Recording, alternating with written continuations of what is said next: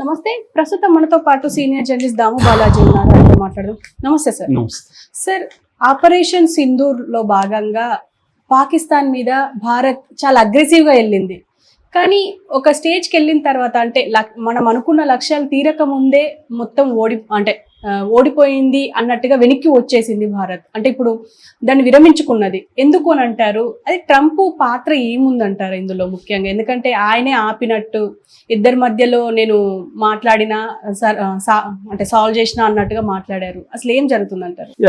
Sudden గా Trump statement అనేది ఒక రకంగా షాక్ గురి చేసింది ఇండియాలో ప్రజల్ని, ముఖ్యంగా బీజేపీ సపోర్టర్స్ని, యుద్ధాన్ని సపోర్ట్ చేసే వాళ్ళని, పాకిస్తాన్ ఓడిపోతుంది, మనం పాకిస్తాన్ని పెద్ద దెబ్బ కొట్టబోతున్నాం అని నమ్మిన వాళ్ళని ఒక దారుణమైన డిప్రెషన్లోకి ట్రంప్ నెట్టేసింది. నమ్మాలా లేదా తెలియలేదు. ఇదంతా అబద్ధమేమో, ట్రంప్ పేరుతో ఎవరో ఇచ్చారేమో ఇలా అనుకున్నారు. కానీ అది నిజమే అని చెప్పి 5 గంటలకి 3 గంటల తర్వాత 3:30 గంటల ప్రాంతంలో మన foreign secretary Vikram Misri announce చేశాడు, యుద్ధ విరమణ జరిగిందని. కాకపోతే ఆయన ఎక్కడ కూడా ట్రంప్ పేరు తీసుకురాలేదు. ట్రంప్ పేరు తీసుకురాకుండా పాకిస్తాన్ డీజీఎంఓ అంటే director general of military operations, Kashif Abdullah ఆయన పేరు.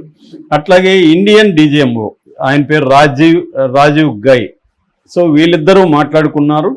సో ఇద్దరి డీజీఎంల చర్చల ఫలితంగా యుద్ధం ఆగుతుంది అని మిశ్రీ చెప్పాడు. సో ఇది ఎట్లా ఉందంటే, ట్రంప్ ఏమో నేనే ఆపాను యుద్ధం, రాత్రంతా రాత్రి చర్చలు జరిపాము, దాని ఫలితమే యుద్ధం ఆగింది, నేను వాళ్ళ కామన్ సెన్స్, ఎక్స్ట్రాడినరీ ఇంటెలిజెన్స్కి వాళ్ళని అభినందిస్తున్నాను అని మాట్లాడాడు. సో పైగా మొదట ఆయన ఇచ్చాడు, ఆయన ఇచ్చిందే కరెక్ట్ అయింది కూడా. అంటే క్లియర్గా ట్రంప్ రోలు దీంట్లో కనిపిస్తుంది. అట్లాగే పాకిస్తాన్ వెర్షన్ చూస్తే పాకిస్తాన్ ఏం మాట్లాడుతుందంటే, ట్రంప్ వీడి వ్యాన్స్ మోడీతో మాట్లాడాడు, జేడీ వ్యాన్స్ ఒక అలార్మింగ్ ఇంటెలిజెన్స్ మోడీకి చెప్పాడు, దాంతో మోడీ వెనక్కి తగ్గాడు అని పాకిస్తాన్ మీడియా డాన్ అనే పత్రికలో ఫ్రంట్ పేజీలో ఇది రాశారనమాట. అంటే జేడీ వ్యాన్స్ మోడీకి ఒక అలార్మింగ్ ఇంటెలిజెన్స్ ఇన్ఫర్మేషన్ని ఇవ్వడంతో మోడీ యుద్ధాన్ని ఆపేశాడు అని వాళ్ళు చెప్పుకుంటున్నారు పాకిస్తాన్. సో ఇప్పుడు ఇక్కడ చాలా ప్రశ్నలు ముందుకు వస్తున్నాయి. మోడీ ఎందుకు సడన్గా యుద్ధాన్ని ఆపేశాడు? యుద్ధ విరమణకి మోడీ ఎందుకు ఒప్పుకున్నాడు? ఆ అలార్మింగ్ ఇంటెలిజెన్స్ ఇన్ఫర్మేషన్ ఏంటి? ట్రంప్ ఎలా బెదిరించగలిగాడు? మోడీ డిక్లేర్ చేసిన గోల్స్ ఏవైతే ఉన్నాయో, ఆబ్జెక్టివ్స్ ఏవైతే ఉన్నాయో అవి ఏవైనా నెరవేరాయా? నెరవేరకుండానే యుద్ధం ఎందుకు ఆపాల్సి వచ్చింది? నిజానికి ఒక యుద్ధం అనేది 3 రోజులు ఆగడం అనేది జనరల్గా ఎక్కడ జరగదు. స్టార్ట్ అయిన 3 రోజులు యుద్ధాలు ఆగవు ఎప్పుడు కూడా, ఎందుకంటే ఆబ్జెక్టివ్స్ అంత త్వరగా నెరవేరవు. పైగా ఏమైనా ఒప్పందంలో పాకిస్తాన్కి ఏమైనా కండిషన్లు పెట్టామా మనం? ఆ కండిషన్కి ఏమైనా ఒప్పుకునిందా పాకిస్తాను? ఏమీ లేదు. టెర్రరిజాన్ని ఆపుతానని చెప్పిందా పాకిస్తాన్? మన గోల్ ఏంటి అసలు యుద్ధంలో? మనం ఎందుకు యుద్ధానికి వెళ్ళాం?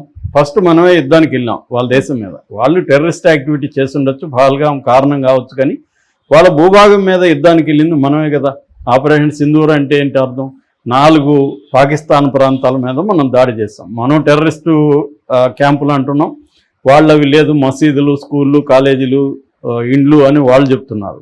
ఏదేమైనా మనమైతే వాళ్ళ ఇంటీరియర్ భూభాగానికి, అంటే ఇంటర్నేషనల్ బార్డర్ దాటి 100 కిలోమీటర్ల దూరంలో ఉండే బహవల్పూర్కి కూడా మనం వెళ్ళి అటాక్ చేసాం. మనకి చేసినప్పుడు తెలీదా? ఆపరేషన్ సింధూర్ చేసినప్పుడు మనకి తెలీదా పాకిస్తాన్ దీనికి రిటాలియేట్ చేస్తుంది, మళ్ళీ మనం రిటాలియేట్ చేస్తాము? ఇవన్నీ తెలిసే కదా మనం కూడా యుద్ధానికి వెళ్ళాం, దానికి ప్రిపేర్ అయ్యాము, మన శక్తులన్నింటినీ మోహరించాము, కంప్లీట్ ఫ్రీడమ్ మోడీ ఇచ్చాడు, ఇవన్నీ తెలుసు కదా. మరి తెలిసినప్పుడు నువ్వు సడన్గా ఆపడంలో అర్థం ఏంటి? ఇది నిజానికి బీజేపీని సపోర్ట్ చేసే వాళ్ళందరినీ కూడా చాలా దారుణంగా డిప్రెషన్లోకి నెట్టేసింది. ఎందుకంటే కొన్ని నిమిషాలకు ముందు కూడా, ట్రంప్ ప్రకటన రాకముందు కూడా చాలామంది యుద్ధాన్ని వద్దనే వాళ్ళు కావచ్చు, మోడీని రాజకీయంగా దీన్ని ఉపయోగించుకుంటున్నాడని విమర్శించిన వాళ్ళని అతి తీవ్రంగా అటాక్ చేశారు. వాళ్ళు చాలామందిని అయితే ఫిజికల్గా కూడా వాళ్ళ ఇళ్ళకి పోయి ఆఫీసులకి వెళ్ళి అటాక్ చేశారు, ఉద్యోగాలు తీసేశారు. ఆ మధ్య మొన్న ఒక అమ్మాయిని డిగ్రీ కాలేజీ నుంచి సస్పెండ్ చేశారు. కేరళలో జర్నలిస్ట్ని నాగపూర్ పోలీసులు వచ్చి అరెస్ట్ చేశారు. ఇలాగా అసలు యుద్ధం వద్దనే వాళ్ళంతా అరెస్టులు చేయడం, కొట్టడం, హ్యూమిలేట్ చేయడం చేస్తూ సడన్గా ట్రంప్ చెప్తే యుద్ధం మీరు ఎందుకు ఆపేశారు, ఏ ఆబ్జెక్టివ్స్ నెరవేర్చారని మీరు ఆపేశారు అన్న ప్రశ్నలు ఇవాళ మోడీని చాలామంది అడుగుతున్నారు. సో ప్రజల్లో ఒక గందరగోళం అయితే ఏర్పడింది. యుద్ధం అసలు ఎందుకు ఆగిపోయింది, తెర వెనక ఏం జరిగిందని. అటుపక్కేమో పాకిస్తాన్లో విక్టరీ అని షహబాజ్ షరీఫ్ అనౌన్స్ చేశాడు, మనం సక్సెస్ అయ్యాం, ఈ విక్టరీని జరుపుకోవడానికి మనం ఆయన ఒక ప్రోగ్రామ్ కూడా ఇచ్చాడు. అదేంటంటే యూమి-ఈ తషాకూర్. యూమి-ఈ తషాకూర్ అంటే థ్యాంక్స్ గివింగ్, గ్రాటిట్యూడ్ని చెప్పడం. అది పాకిస్తాన్లో, పర్సియాలో, ఈ ముస్లిం కంట్రీస్, ఇస్లామిక్ కంట్రీస్లో ఆనవాయితీ. ఏదన్నా మిలిటరీ విజయం కానీ, పొలిటికల్ విజయం కానీ, ఇతర విజయాలు జరిగినప్పుడు వాళ్ళు ఇటువంటి థ్యాంక్స్ గివింగ్ డేని జరుపుకుంటారు, మసీదులో ప్రేయర్స్ చేస్తారు, ఇవన్నీ చేస్తారు. అది ఈరోజు వాళ్ళు అనౌన్స్ చేసుకున్నారు. అంటే వాళ్ళు క్లియర్గా మనం సక్సెస్ అయ్యాం అనేది వాళ్ళు అనుకున్నారు. వాళ్ళు అనుకున్న టెర్రరిస్టులు వచ్చి పహల్గామ్లో అటాక్ చేశారు, మనం పోయి అక్కడ టెర్రరిస్టులని ఏమీ చేయలేదు. పెద్ద టెర్రరిస్టులు ఎవరు అరెస్ట్ కాలేదు, మసూద్ అజర్ లాంటి వాళ్ళు ఎవరు కూడా మనకు పట్టుబడలేదు. సో మన దావూద్ ఇబ్రాహిం కావచ్చు, టైగర్ మెమన్ కావచ్చు, వీళ్ళందరూ అంటే మన దేశంలో మేజర్ టెర్రరిస్ట్ యాక్టివిటీస్కి కారణమైన అతిపెద్ద టెర్రరిస్టులు ఎవరిని కూడా మనం పట్టుకోలేదు. ఆ క్యాంపును కూడా మనం ఏం ధ్వంసం చేయలేదు. ఆ ఫ్యామిలీ, మసూద్ అజర్ ఫ్యామిలీ చనిపోయారు, తర్వాత ఒక 5 మంది టెర్రరిస్టులు చనిపోయారని ఒక లిస్ట్ ఇచ్చారు మన వాళ్ళు. దాన్ని ఎవరు కూడా కన్ఫర్మ్ చేసే పరిస్థితిలో లేదు, పాకిస్తాన్ కూడా కన్ఫర్మ్ చేయలేదు.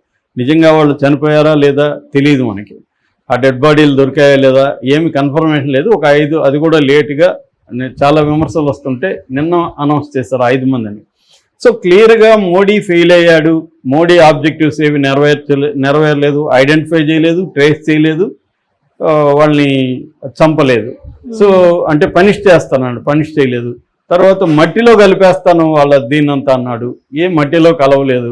వాళ్ళేం చెప్పుకుంటున్నారు, మనం ఎట్లాగైతే వాళ్ళ ఎయిర్ బేసుల్ని 11 ధ్వంసం చేశామని నిన్న మనం అనౌన్స్ చేశాము, వాళ్ళ దీంట్లో కూడా చూస్తే వాళ్ళు కూడా అనౌన్స్ లిస్ట్ ఇస్తున్నారు, మన ఎయిర్ బేసుల్ని ఎక్కడెక్కడ ధ్వంసం చేశామని వాళ్ళు చెప్తున్నారు. అలాగే మన మిసైల్స్ని, మన డ్రోన్స్ని వాళ్ళు కూల్చేసామని వాళ్ళు చెప్పుకుంటున్నారు.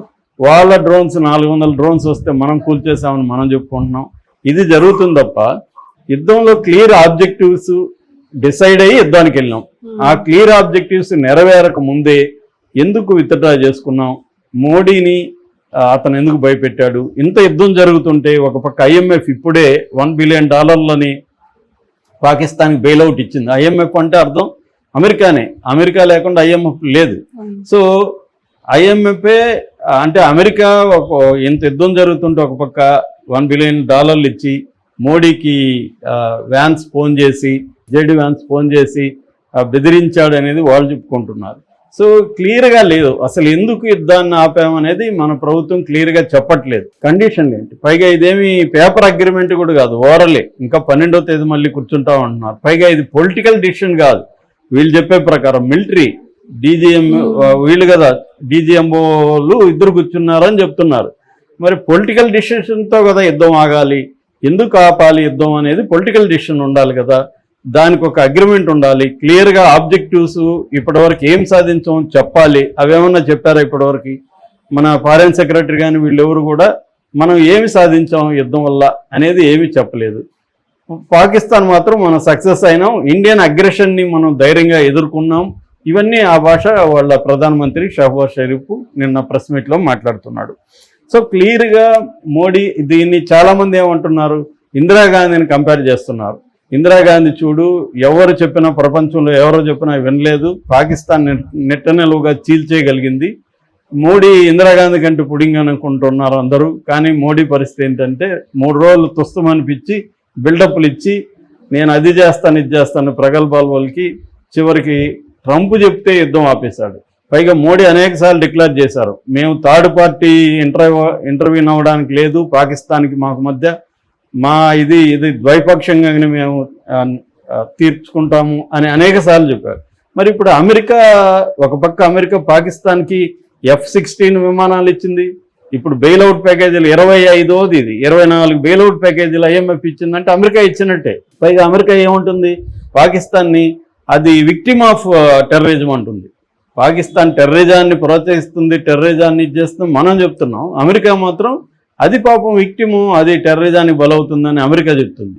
అంటే ఇంత క్లియర్గా అమెరికా పాకిస్తాన్ వైపు ఉన్నా కూడా అమెరికా మాట విని అమెరికా మధ్యవర్తిత్వంలో మనం ఎందుకు యుద్ధాన్ని ఆపాలి అనేది ఎక్కువ మంది వాళ్ళు ప్రశ్నిస్తున్నారు. తెర వెనక ఏం జరిగింది, మోడీ ఎందుకు భయపడ్డాడు అనేది చర్చలు వస్తున్నాయి.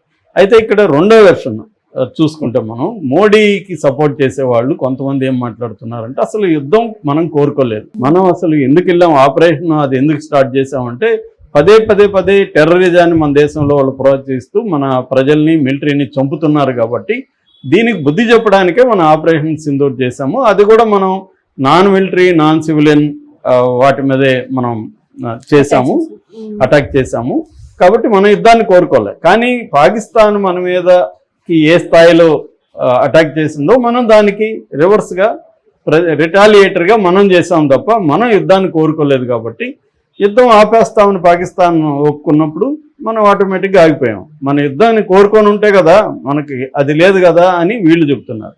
సో లేకపోతే ఇంత అడావిడి ఎందుకు చేశారా మీరు, ఇంత గోల ఎందుకు చేసింది మీ మీడియా, మేము పాకిస్తాన్ నాశనం అయిపోయింది, ఇంకా అయిపోయింది, మటాష్ అయిపోయింది పాకిస్తాను, అతను పారిపోయాడు, మునీర్ పారిపోయాడు, ప్రధానమంత్రి వెళ్ళిపోయారు, ఇవన్నీ కథనాలంతా ఎందుకు వడ్డించారు మాకు, పాకిస్తాన్ ఏదో మట్టిలో కలిపేస్తా ఉన్నట్టు ఎందుకు మాట్లాడారు, మేము యుద్ధం కోరుకోకపోతే అని వీళ్ళు అడుగుతున్నారు. సో ఈ రెండు వెర్షన్లు ఉన్నాయి. ఓవరాల్గా మాత్రం మోడీ చర్య అనేది అందరినీ డిసప్పాయింట్ అయితే చేసిందని అర్థమవుతుంది. క్లియర్ ఆబ్జెక్టివ్స్ ఏవి నెరవేరకుండా, మనం అనుకున్న గోల్స్ ఏవి లేకుండా ఉత్తిత్తి బెదిరింపులతో, అది కూడా పాకిస్తాన్ ఏమీ బెదరట్లేదు, పాకిస్తాన్ క్లియర్గానే ఉంది, నేనే సక్సెస్ అయ్యానని చెప్పుకుంటుంది పాకిస్తాన్. మనం ఇప్పుడు విజయయాత్ర చేసే పరిస్థితిలో కూడా లేదు, మోడీ సక్సెస్ అయ్యాడని ఒక్క ట్వీట్ కూడా లేదు ఎక్కడ.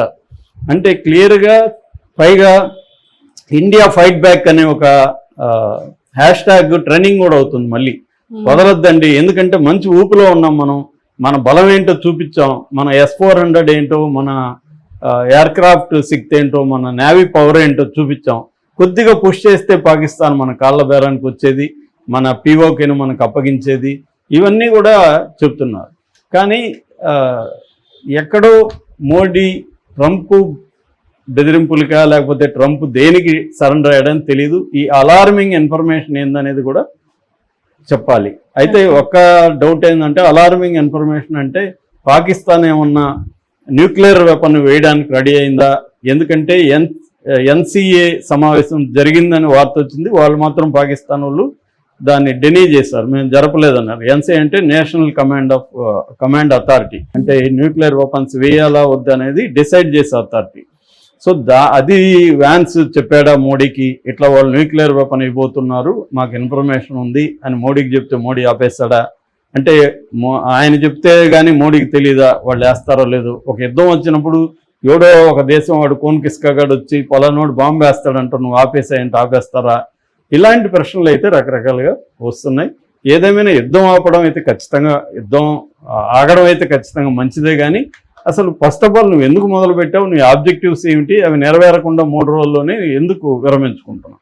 పోనీ వాళ్ళు ఏమన్నా దానికి కట్టుబడి ఉన్నారంటే లేదు, ఆల్రెడీ మళ్ళీ వాళ్ళు కాల్పులు జరుపుతున్నారు, మళ్ళీ యుద్ధం అనేది జరగచ్చు అని కూడా అంటున్నారు. మరి ఇంతలో దానికి నువ్వెందుకు కాల్పుల విరమణ ప్రకటించావు అనేది ఇప్పుడు ప్రశ్న. Okay sir, thank you.